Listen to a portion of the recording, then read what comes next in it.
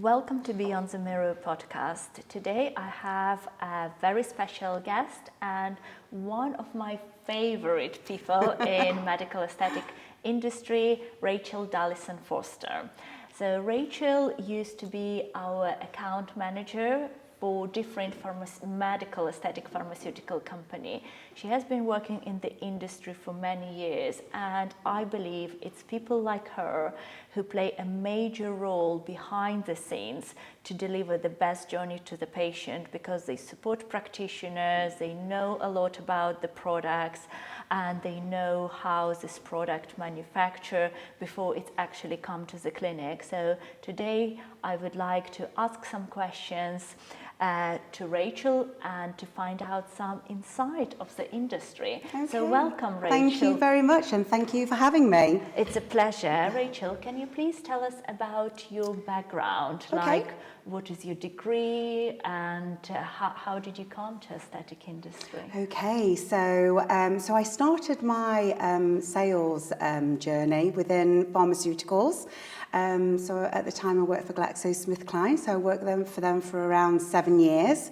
So I worked in different therapeutic areas such as respiratory, diabetes, men's health, women's health, and also looked at supporting practices improving patient outcomes. So I really enjoyed my time there. I think one of the reasons it's all about improving patient lives and having an impact positively on patient lives. So that's where I really enjoyed my time within the pharmaceutical industry.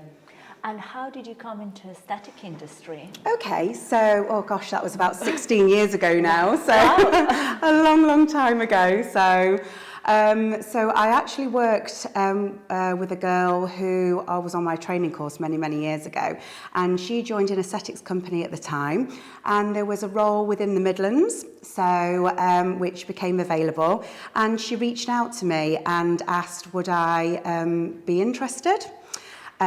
So she thought I'd be a great fit for the role. So I had a look into the industry, and what I liked about it, it was still very centred around medical treatments, but I also liked the idea of the art and beauty meets medical science.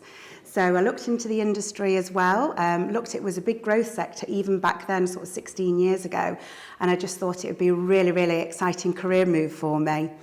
So, like I say, I've been in the industry about 16 years now. So I've been with various different medical aesthetic companies. So in that time, I've been involved predominantly in injectables. So hyaluronic acid dermal fillers, collagen stimulators, biostimulators, bioremodelers. So looking at very much regenerative treatments as well. And also collagen stimulating thread lifts as well. So over 16 years now, and then I got my ideal role, a perfect role at Sinclaire, so around 3 years ago now. So, well, fantastic! 16 years ago, and never look back. I know, never look back. I love it. I so much agree with what you highlighted, that aesthetic is a combination of multiple science. Mm-hmm. I always see it as, and that is what I explain to our students that we teach at Sinclaire or cosmetic courses, that it's a combination of medicine, psychology, science, and beauty. Mm-hmm. And I think which woman doesn't like beauty? Exactly. So, it's incredible.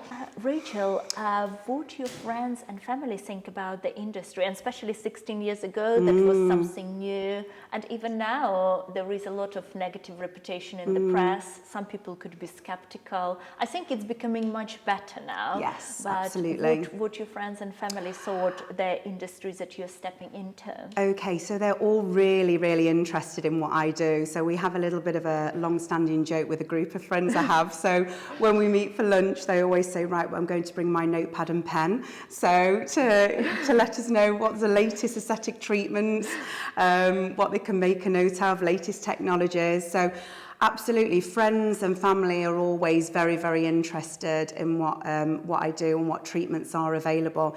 And like you say, obviously the industry's evolved very much over the years now, so hasn't much, it? And changed. And there's more acceptance around. I mean, back 16 years ago, sort of word of mouth didn't really work as well as now.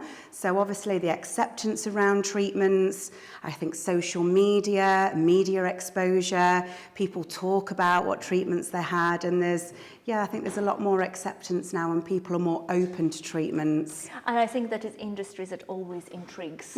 Exactly. It always intrigues. When you tell people what you do, suddenly you're becoming the center of attention in the room, because everyone asking you for advice or skincare or how they're scared or what they think. So it's definitely a very hot topic. It is, and some people can be a little bit apprehensive about treatments. So I think if they're speaking to somebody who's involved in the industry, and then it kind of puts their mind at rest about these treatments. So absolutely. And Rachel, what do you like the most about your job? Everything. I know, come and see us in the clinic. It's I know, one of your favorites. That's my favourite. So I do love how varied my job is. So from supporting clinics with the sales, the marketing, PR opportunities as well, and really helping them develop their business as well and supporting the business. I think education and clinical education is key. So Sinclaire are very good at supporting clinicians on that educational journey as well. And I'd say I've been in the industry a long time now, and I've built some great customer relationships. So I think over the years, seeing where people started and how they've made such a success of their business as well. Also on the patient side of things, I mean, we've done training together, Ola, haven't we? And we've my favourite time, I know. Days with you, Rachel. My favourite time too.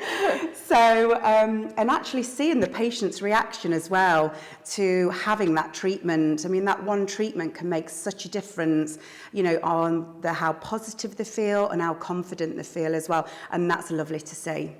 And I also think that your role as a company representative is so important, because very often in clinic we could have a great product but absolutely zero support, and then becomes very difficult. So I think there are so many links in the puzzle to make it a success. Exactly. I think support is absolutely key, isn't it? Definitely. And I think looking at clinicians when they're looking, medical practitioners who are looking at a company to work in partnership with, support is one of the key things. And also, I think sometimes it's important to accept support, because I'm in a very fortunate position, because I came across so many clinicians through the training process, and sometimes you notice that some might feel that I know everything and not necessarily even accept the support that is offered there. Do you come across this sometimes? Yes, sometimes you have that where, people are, but I think people are, receptive to, support and training, and I think people want to be experts in their area, don't they? They want to have, expertise, and I think that's why clinical education is so important. Absolutely, and I think aesthetics sometimes could be lonely, especially, there is a lot of single practitioners, and if you have stayed for a while by yourself, it's very difficult to implement the change. Takes some time, I think. I think it is. I think it can be quite lonely for people out there, because they're a lone practitioner, and it's quite nice, to go to training events such as yourself, and then they network together, and they can build network groups as well to support each other. Or the one that Sinclaire organised. I think these days so much support is available, so I think probably one piece of advice: just get yourself out there, absolutely, network, accept support, and just progress in that way. Rachel, do you have any cosmetic treatments yourself? Yes, so I was always interested in having cosmetic treatments before I joined the aesthetics industry, but didn't take that step. So once I joined the industry, I was around 33 at the time. these frown lines here was an area of concern, so wanted to address that. So initially, I started to have anti-wrinkle treatments, which addressed that concern. So, and as time went on, as I was getting into, hit 40, the early 40s, I started to see depletion in volume, just wanted to reshape and recontour. So I then started to have hyaluronic acid dermal filler to restore volume and recontour and reshape. And also I think looking at the quality of the skin as well. So this is something that I've looked at obviously previously and currently, and have collagen stimulators as well. So I really wanted to address the laxity in the skin, the quality of the skin. So I also have collagen boosting treatments. So there's variation of injectables, energy-based devices, radio frequency as well. So there's various different options you can look at there. But I'd say those are the three main ones, yes. And Rachel, what is your favorite treatment? Not necessarily the one that you have had yourself, but maybe the one that you witness during the training sessions or have had a discussion during clinical conferences. If you need to choose maybe one or two, which one it would be? That's really difficult. I suppose I can speak from a personal perspective as well. So I think for me, it's not just one treatment, is it? I think a combination of treatments to get optimum results. I think, having great skincare is absolutely key. So to treat superficially, but also down into the layers as well. So starting superficially, so topically on the skin. So having a great skincare and an SPF.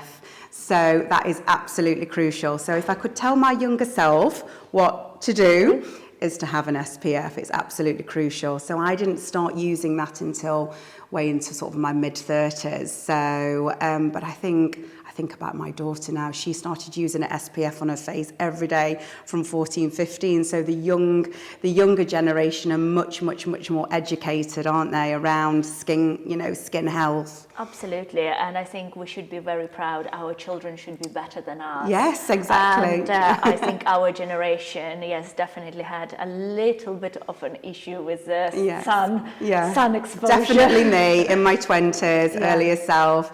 So I think that's crucial, getting the right quality skincare. But also another favourite treatment of mine is hyaluronic acid dermal filler. So I think you can get some fantastic results with that and, really sort of reverse the signs of aging, and like something like Miley, which offers projection and that skin glow as well, which is definitely one of my favourite treatments. And Rachel, you have my absolute support there, because I have exactly the same opinion, and we have had this conversation recently when you came to clinic.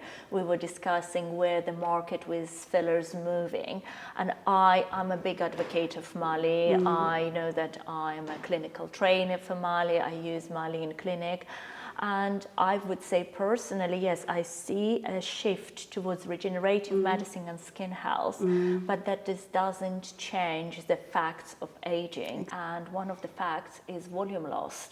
And one of the best solutions for that is volumizing fillers, and hyaluronic acid based filler proving to be safe and widely popular. Absolutely. So it might be slight change of how we apply it or the volume, but it's definitely there to stay. And I think with product like Mali, what I personally love as a clinician, that it gives a great result with less volume, because that is what we want for our patient, a longevity and less product and better result. And I think Sinclaire has been absolutely on the point with developing this unique range of HA products. So it's great. I think, a conversation about changing in trends and aesthetic. But do you think, Rachel, the popularity of aesthetic industry reached its peak, or it still has potential to grow? Like I say, obviously I've been in the industry a while now, and I've seen it evolve over the years. And It grows year on year. So, and like we said before, there's more acceptance around these treatments. There's more openness. People talk about the treatments now. I mean, even men, the male patient as well, so is becoming more conscious of the way they look and looking after their skin as well. So I don't see it slowing down. I only see it getting, you know, sort of busier and busier really. So, and like I say, with the media exposure and social media, and also the next generation, they're very open about treatments and they're looking at preventative treatments as well. So I think they're kind of coming into the, you know, the mix as well. I think that is definitely a big advantage that younger generation have. They can start earlier and they can start to prevent or treat early signs of aging. Absolutely. I think that is a big advantage. Rachel, I think you're in a really privileged position because you see so many different clinics, clinicians.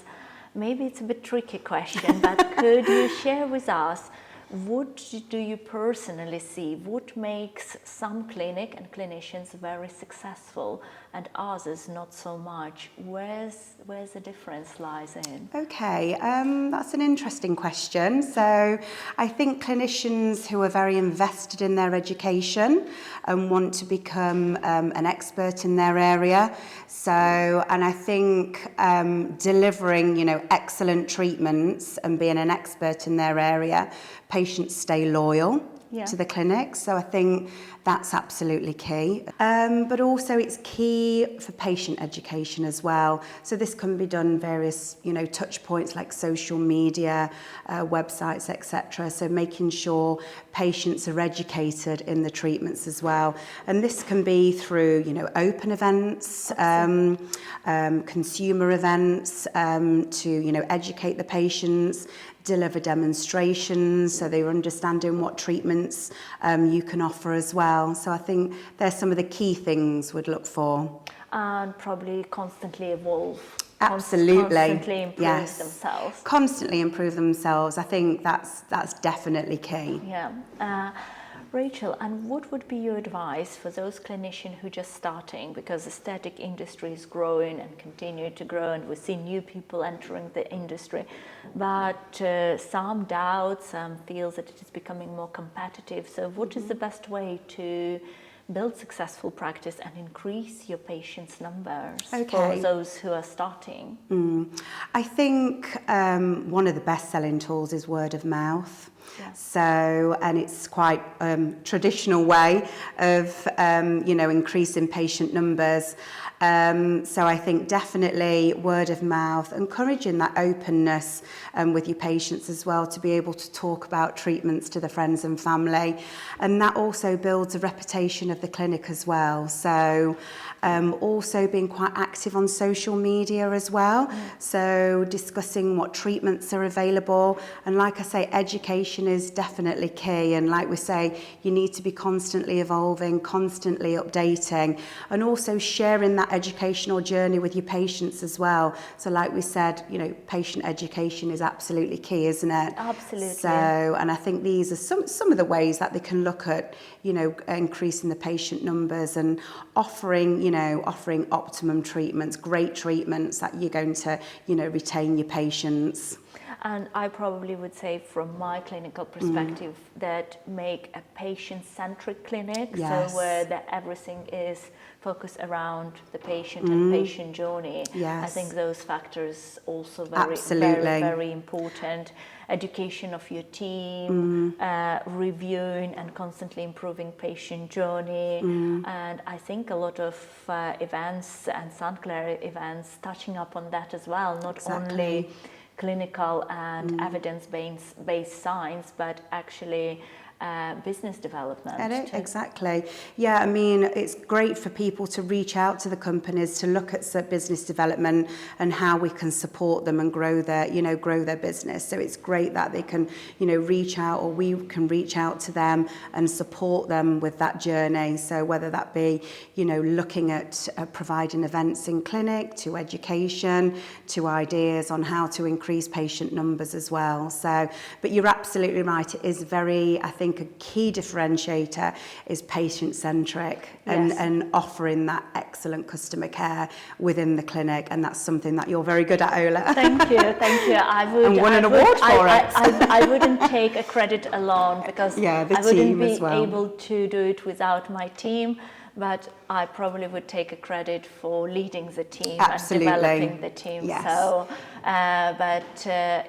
it's a journey, and it should be enjoyable for everyone. Absolutely. I think. Absolutely. Yeah, you have got a great team. Thank you. Rachel, what tips would you give to the patient who are looking to start their aesthetic journey? How they should look for a clinical practitioners? Okay, so obviously, it's quite competitive out there at the moment. Lots of different clinics offering aesthetic treatments, but the key thing patients should look for is a medically trained medical practitioner. So they have a medical background. So there is people out there who haven't got a medical background. So these are pharmaceutical products and also medical devices. So it is a clinical treatment, a medical treatment. So it's key that they go out and look for a medical practitioner to administer these treatments. So that could be various, you can look on the register for the NMC, the GDC, the NMC for nurses. So ourselves at Sinclaire as account managers, we only deal with doctors, dentists and nurses. So that's key what the patient should be looking for. So, and I think it's quite confusing for patients as well out there, because when you look on people's websites or social media, people with non-medical background could call themselves an aesthetic practitioner. So it's really, really key that they do the background research, and also if they end up having a consultation, is checking the credentials with the practitioner as well. So I think these are some of the key things they should be looking for. Also, it's when they're doing the research as well about having a treatment and looking at a prospective aesthetic practitioner, medical practitioner, it's also looking at their work as well. So looking at the before and afters, some of the treatments they provide, and also patient testimonials. So, and making that informed choice. Absolutely, and I think one of the greatest learning point from this question for the patients who are watching, I think that people who are non-medics, they don't, it's not only that they don't have the right background to start, but from what you highlighted, Rachel, they not necessarily have access to the good product, because companies who are reputable, who provide the product with the right development and research, they only supplied medical practitioners. Absolutely. So the question comes that they don't get this right product, support, and then it's, if a complication arises, very difficult to trace it or to fix it or to make it right. So exactly. I think medical professionals absolutely the key, because it's not just the medical degree, which is absolutely key, but it's just much wider support of the networks that you have from manufacturer to other medical specialities that could help this patient in the case of any adverse event, which is extremely rare. It is extremely rare, but you're absolutely right. If you do come into an event like that, you want that patient needs to be supported, doesn't Absolutely. it, by a clinician, and generally a clinician is the only person who will be able to, a medically trained clinician who will be able to deal with that. Absolutely, absolutely. And Rachel, that is a question that I ask every guest and Beyond the Mirror podcast. Do you believe that correctly performed treatment has much greater impact than just reflection that patients see in the mirrors, that it impacts their day-to-day life, their mood, their performance, and generally how they go through their life? Absolutely. I totally agree with that. I mean, obviously, you know, expertly administered treatments, so they're getting a fantastic result. And when they look in the mirror, that's important, that they've got a great treatment. But it's amazing how it impacts all the other things, the emotional factors. So how positive they feel and the confidence it actually gives them as well. So having just that one treatment can affect affects so many things. So it's like that one treatment, it's how their makeup goes on. Their makeup looks so much better. They may feel overall, you know, their hair's better, the clothes feel better, and just an overall impact on their confidence and positivity and how they feel in themselves. I think you're very right, and I witness this in clinic regularly, where we see a full transformation, not just of the face, but of the personality, of the patient, increasing confidence. They change possibly even their dress styles. They do more for themselves. They probably start to do like a yoga classes or take exercise in the gym, because this first step on a positive change resulted for them to do more good and positive things for themselves. Totally agree. Rachel, can you tell, please, people who are watching this episode, maybe patient or clinicians, and they might be interested in having a treatment or learn about the product or start offering these treatments in their clinic, where they can or find more information about Sinclaire? Okay, perfect. So Sinclaire are a global company. So we do have a global website, so sinclaire.com, and click the UK relevant site for people who are interested in the UK, whether that be practitioner or patient. On there, you'll be able to find all the information on our products, such as Miley, Alonce, Lanluma, and Silhouette Soft as well. Also on there, you'll be able to, practitioners will be able to tap into the Sinclaire College. So education, providing education is key for Sinclaire. So on there is an online learning modules that we support our practitioners with. So on there, they'll be able to tap into more information, videos, techniques, latest webinars as well. So, and as a patient, all of our products, we have a specific clinic finder, so patients can go onto a clinic finder and look what clinics exclusively offer our products as well. So again, that would be a key point also for patients who are looking for reputable, you know, medical practitioners who offer these treatments as well. So practitioners and patients will be able to find more information on our products on social media touchpoints such as Instagram, so Sinclaire UK, and also we've got individual product Instagram pages, and on there they can see patient before and afters, and also patient testimonials and practitioner testimonials as well, talking about individual products. Wonderful. Thank you very much, Rachel. And this episode was with Rachel Dallison-Foster, Looking Beyond the Mirror. Thank you.